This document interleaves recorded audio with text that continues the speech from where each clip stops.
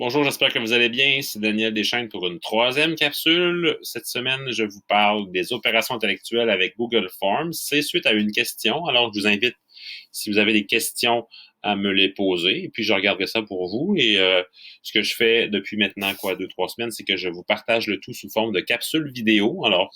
Pour que la réponse puisse servir à tout le monde. Vous reconnaîtrez peut-être les logos qui avaient été créés des OI par Elisabeth Montminy il y a environ 2, 3 ans, une élève de 5e secondaire. Ici, on a les continuités et les changements dans les saisons. Vous avez situé dans le temps, établir des faits, situé dans l'espace. En bas, ça, c'est plus difficile de les discerner, mais bon, c'est la vie. Ici, vous avez les causes et les conséquences. Vous avez établir des liens de causalité. Vous avez établir des similitudes et des changements, établir des similitudes et des différences, pardon. Et vous avez la mise en relation des faits, mettre en relation des faits. Alors, Google Forms, on va essayer de travailler ces opérations-là de manière efficace, du mieux qu'on puisse le faire dans la plateforme. Alors, on s'en va comme par magie dans Google Form. C'est la tâche que je vous ai envoyée hier, donc située dans le temps.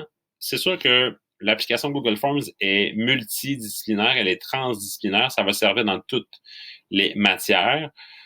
Un peu tout le monde y trouve son compte, mais c'est pas nécessairement une application conçue pour la discipline historique. Alors, j'ai contourné un peu ce que ça nous imposait comme situation. Donc là, ici, j'ai écrit situé dans le temps, ça pourrait être notre question. Ma question, moi, je l'ai placée ici.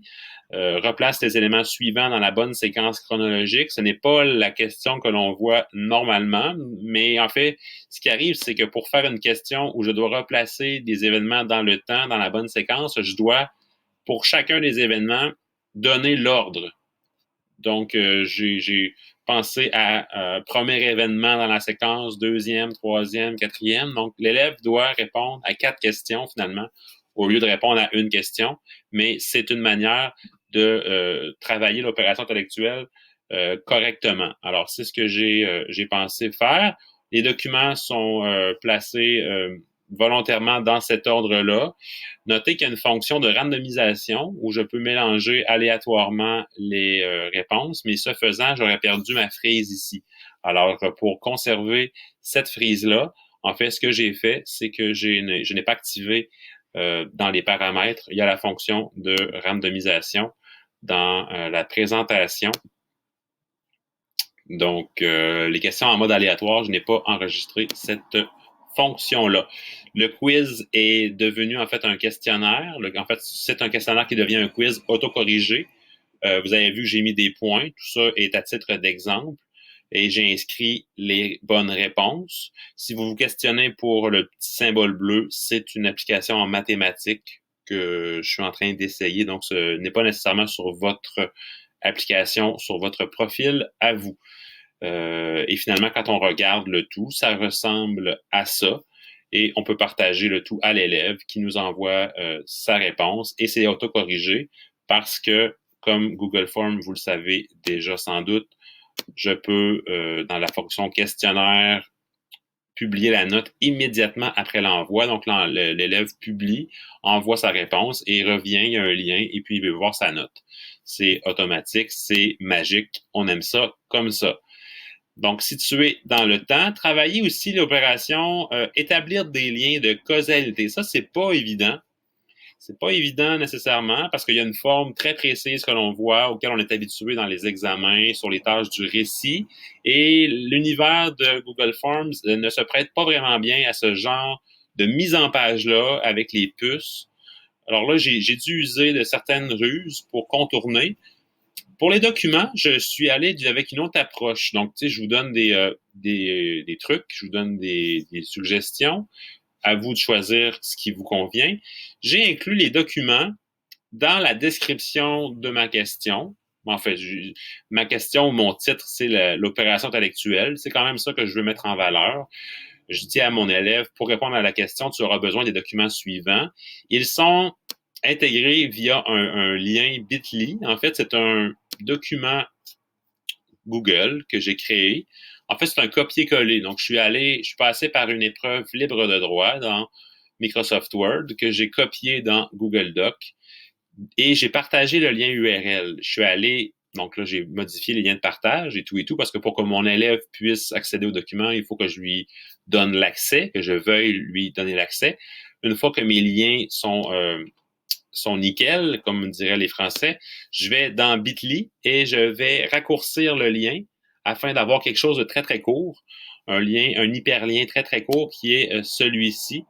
Et même si dans mon Google Form, ça n'apparaissait pas, eh bien, quand je vais visualiser ma question, l'hyperlien prend forme. Pour ce qui est de la question, j'ai fait un copier-coller purement. C'est la meilleure manière, je pense, de reproduire une question de ce type-là dans Google Form. Vous comprendrez aussi qu'il n'y aura pas d'autocorrection parce que la réponse attendue est un paragraphe. Mais c'est intéressant de travailler la causalité avec Google Forms parce que si j'envoie plusieurs questions, plusieurs opérations de ce type-là, entre autres, je pourrais noter une progression. Si on me demande de garder des traces, de porter un jugement sur la maîtrise des opérations par Pierre-Jean-Jacques, peu importe leur nom, bien, ça se fait d'une très bonne manière avec Google Forms parce que Google Forms va vous archiver les réponses dans un tableur de Google et tout ça pourrait être archivé dans vos dossiers. Donc, c'est encore mieux que sur papier finalement.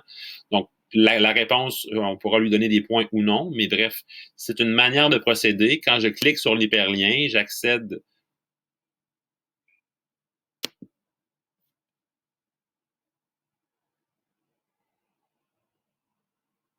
Donc, vous voyez qu'il y a eu il y a un petit transfert qui s'est fait, là. Effectivement. J'aurais pu également juste mettre ce lien-là. Là, vous avez vu ce que ça donnait. Si on n'aime pas le bit.ly, on met le lien ici. On efface le bit.ly. Et quand on fait visualiser, vous avez... voilà. Donc, c'est ce qui se passe avec les deux opérations. Établir des liens de causalité et puis situer dans le temps. Un autre truc que je voulais vous montrer, que je voulais aborder avec vous, c'est la personnalisation du Google Form. Et je vais, pour ce faire, réutiliser ce qui a été vu dans une autre capsule. Vous vous souvenez sans doute de l'application Talk in Common. Donc, une manière de personnaliser le Google Form serait de s'adresser de manière vocale à vos élèves, que ce soit dans le cadre d'un contexte, d'une directive ou clairement d'une question. Alors, comme d'habitude, je vais chercher mon icône et puis pendant que le camion passe en dessous de la rue, je parle. Alors, bonjour à toi. Je vais te demander pour les prochaines tâches d'utiliser le dossier documentaire fourni afin de répondre aux questions 1 à 3. Quand je termine, je clique sur le petit crochet. Il va apparaître très bientôt un lien, hyperlien de ma commande vocale que je n'aurai qu'à replacer ici. Je pourrais la placer en question. Là, on s'entend que ce n'est pas une question, ce que je vous ai présenté. Je vais aller voir dans Visualiser comment ça prend forme. Vous voyez que l'élève pèse sur le bouton Play. Je parle. Alors, bonjour à toi. Je vais te demander.